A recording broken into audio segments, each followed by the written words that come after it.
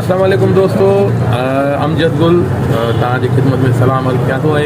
असांजो उस्ताद फयाज़ आहे शिकारपुर में, उन ठाहियो आहे सिंध फ़नकार इतिहाद ऐं फ़नकारनि जी फलाह बहबूद, फ़नकारनि जे लाइ कमु करणु, जाखोड़ उन्हनि जे लाइ करणु, उन्हनि जे जेके बि लिकियल फ़नकार के वेठा आहिनि उन्हनि खे जेको आहे हिन प्लेटफॉर्म तां जिन खे कमु नथो मिले उन्हनि खे ॿाहिरि कढी अचणु ऐं आर्ट खे उजागर करण जे लाइ हिन जो मंशूर आहे सिंध फ़नकार इतिहाद जो।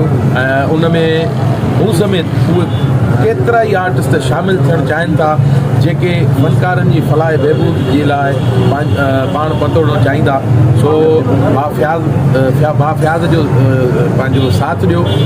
शिकारपुर में वेही करे हू एतिरो आला कमु थो करे ऐं इनशाअल्लाह असां पंहिंजे गादीअ जे हंधि कराचीअ ताईं हिन जो झंडो खोड़ींदासीं।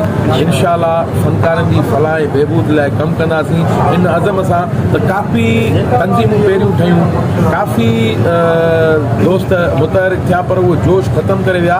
पर मां सम्झां थो भाउ फयाज़ जो हिन महिल जोश जज़्बो ॾिसी करे असां बि इहो सोचण ते मजबूर थिया आहियूं त ॿियनि दोस्तनि खे बि हिन वीडियो जे तवसुल सां दावत ॾियूं त भाउ फयाज़ जो साथ ॾियो।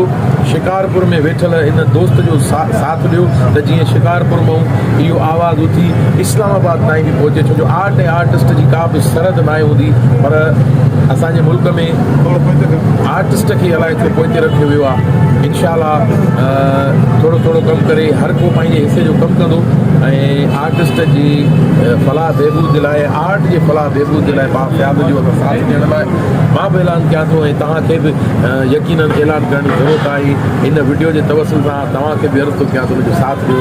Thank U.